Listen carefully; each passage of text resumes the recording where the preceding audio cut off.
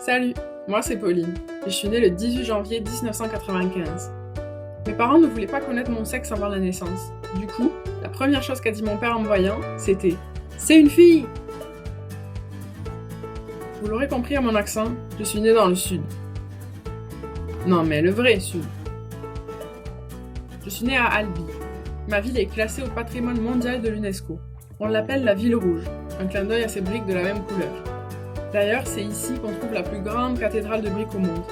Bref, vous l'aurez compris, je suis vraiment fière d'être albigeoise. Rapidement après ma naissance, on a quitté l'HLM dans lequel on vivait pour aménager dans une belle maison, à la campagne, entourée de champs, de vaches et de cochons. D'ailleurs, en parlant de cochons, mon père est boucher charcutier. Puis ma mère, elle est secrétaire médicale. Mais bon, ça n'a rien à voir avec les cochons.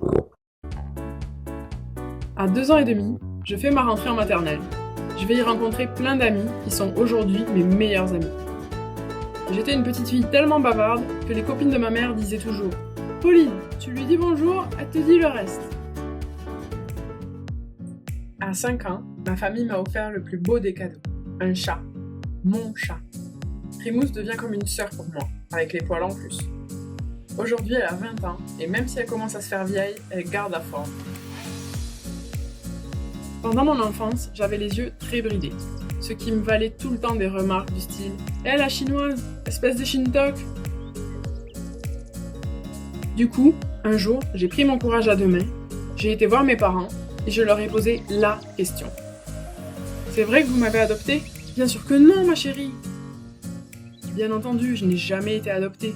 D'ailleurs, quand on voit ma gueule et celle de mes parents, je peux vous assurer qu'ils m'ont pas volée. En grandissant, mes parents m'ont proposé de faire du basket, du tennis, du badminton, de la danse. J'avais pas du tout envie de faire de sport. Moi, ce qui me plaisait, c'était le théâtre. À 10 ans, j'entre dans une école de théâtre et je passe mes mercredis après-midi à faire de l'impro. J'adore le théâtre. D'ailleurs, je vous garantis que d'avoir fait du théâtre dans ma jeunesse, ça m'aide encore dans la vie de tous les jours. Mes années collège se sont super bien passées. Comme tous les jeunes de mon âge, j'avais une Nintendo DS, un Skyblog, et je passais mes soirées sur MSN. En 4e, je suis partie en voyage scolaire près de Munich, en Allemagne. Pendant une semaine, on s'est imprégné de la culture locale et de la langue. Le seul truc, c'est qu'en Bavière, les gens parlent bavarois. Ouais, c'est clair que c'est pas le meilleur endroit pour améliorer son allemand. En tout cas, j'en garde un super souvenir. J'avais participé à une mini fête de la bière et j'avais dû boire 1 litre de bière. Première cuite à 14 ans. Bravo. Il faut savoir une chose chez moi, c'est que depuis que j'ai 7 ans, je veux travailler dans l'hôtellerie-restauration. Ne me demandez pas pourquoi, on ignore d'où me vient cette passion, mais c'est clairement le seul métier que j'ai toujours voulu faire. Du coup, à 15 ans, brevet en poche, j'ai quitté la maison et je suis partie au lycée hôtelier de Toulouse. Là-bas, j'ai fait un bac technologique hôtellerie pendant 3 ans. Dès la rentrée en seconde, j'étais dans le bain de l'hôtellerie. 40 heures de cours par semaine, fini les mercredis après mon théâtre, j'avais cours toute la semaine, et même parfois jusqu'à 19 heures. En plus des cours de français, de maths, d'histoire, de géo, d'anglais, de sciences, d'allemand, de PS, j'avais aussi des cours de cuisine, de service, d'œnologie, de pâtisserie et j'en passe. Ce n'était pas simple tous les jours. Mais franchement, la vie à l'internat, les copains et cette passion commune ont fait de mes années lycée de très belles années.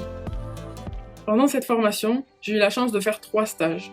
Le premier, c'était un stage en tant que serveuse dans un restaurant à Hossegor. L'océan, la plage, le soleil et les surfeurs, c'était vraiment le top. Le second stage, c'était en tant que commis de cuisine à Cotteret dans les Pyrénées. Et vraiment, je peux vous dire que la montagne, ça vous gagne. Enfin, pour mon dernier stage, j'étais réceptionniste dans un hôtel à l'aéroport Roissy-Charles de Gaulle. Ouais, plutôt original comme destination, mais tellement formateur. Ce stage a vraiment confirmé que c'était l'accueil qui me plaisait le plus. À 17 ans, je quitte l'internat et j'aménage dans mon premier appartement à Toulouse. Toute seule, comme une grande. Je pense clairement que si je suis débrouillarde aujourd'hui, c'est parce que j'ai été autonome très tôt. J'obtiens mon bac, mention bien, et je décide de poursuivre mes études en hôtellerie au lycée hôtelier de Montpellier.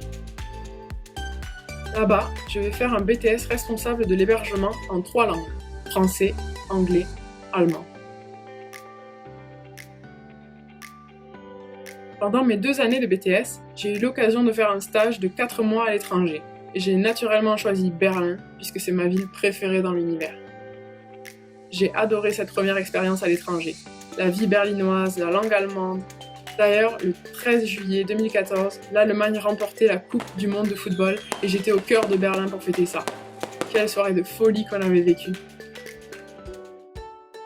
Cet été-là, à Berlin, je m'étais inscrite sur une application de rencontre. Sauf qu'en rentrant à Montpellier, ma géolocalisation avait changé, et voilà que plein de Montpelliérains me contactaient sur l'application. Bah ok, peut-être pas tant que ça quand même. Parmi eux, un certain Jordan a attiré mon attention. Je l'ai liké, il m'a liké, puis ça a matché. Il m'a envoyé un message. Ouais, je vous assure que c'est ça le premier message qu'il m'a envoyé. La connexion a bien fonctionné entre nous, et nous voilà partis sur l'autoroute de l'amour. J'obtiens mon BTS en étant major de promo du sud de la France. Ouais, je me la pète un peu, ouais. À 20 ans, sans emploi, sans appart, et avec peu d'argent, Jordan et moi montons à Paris, et on commence notre vie à deux. Rapidement, on trouve un emploi, un appart, et on découvre la vie parisienne. Le métro, les musées, les brunchs, les théâtres, les expos, les festivals, les petites boutiques dans le Marais. C'est sûr que ça n'a pas été facile de s'intégrer à Paris, mais au fur et à mesure, on s'est fait plein d'amis et on avait nos petites habitudes. C'est en juillet 2016, à Paris, que je crée mon blog Soif de voyage. Cette idée de blog me trottait dans la tête depuis un bout de temps, alors je me suis lancée, sans trop savoir où tout ça allait me mener. On profite aussi d'être à la capitale pour voyager à travers l'Europe. Copenhague, Lisbonne, Bruxelles, Budapest, Amsterdam, Rome, Düsseldorf, Cracovie, Londres, les 5 Terres, et j'en passe. La routine parisienne devient de plus en plus fatigante, et Jordan et moi avons un rêve, celui de vivre et travailler à l'étranger. C'est comme ça qu'on se lance dans les démarches pour l'obtention du PVT Canada. Le PVT Canada, c'est un permis vacances-travail. C'est un visa qui te permet d'aller et de travailler au Canada pendant 2 ans. On postule au PVT en octobre 2016. 2 mois après avoir postulé, j'obtiens mon PVT Canada. Je suis la plus heureuse du monde. Ce qu'on ne sait pas, c'est que Jordan n'obtiendra son PVT qu'en août 2017. 1 mois avant notre départ. Non mais je vous raconte pas le stress qu'on a eu. Le 18 septembre 2017, on s'envole vers le Canada et on pose nos valises à Montréal. On va profiter à fond de cette nouvelle vie pour découvrir le Québec.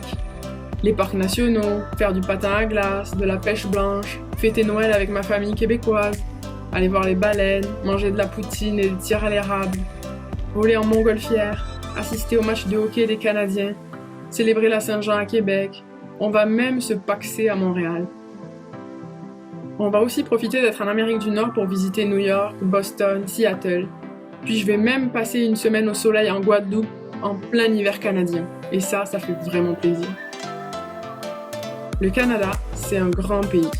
On va aussi visiter ses grandes métropoles, comme Ottawa, Toronto, Vancouver, et on finit en beauté avec un road trip en van à travers les Rocheuses canadiennes. En septembre 2019, notre visa canadien touche à sa fin et on décide de ne pas le reconduire. Pourquoi ? Tout simplement car on a envie d'immigrer ailleurs et de retourner en Europe. Après 2 ans, je retrouve enfin mes parents. Ça fait tellement plaisir de retrouver la famille. Je vais profiter de ces quelques semaines en France pour manger et manger encore. Du fromage, du confit de canard, de l'aligot, de la raclette, du cordon bleu industriel comme je l'adore. Et boire de l'iced tea Lipton pêche à volonté. Ouais, parce qu'au Canada, le Lipton Iced Tea pêche, ça n'existe pas. En octobre 2019, on recommence tout et on part s'installer à Sheffield, au nord de l'Angleterre. Ouais, je sais, personne connaît cette ville. Pourtant, c'est la 5e plus grande ville du Royaume-Uni en termes de population. Bref, j'ai 25 ans, je suis amoureuse, je suis passionnée, j'ai un nouveau pays à découvrir et plein de projets en tête.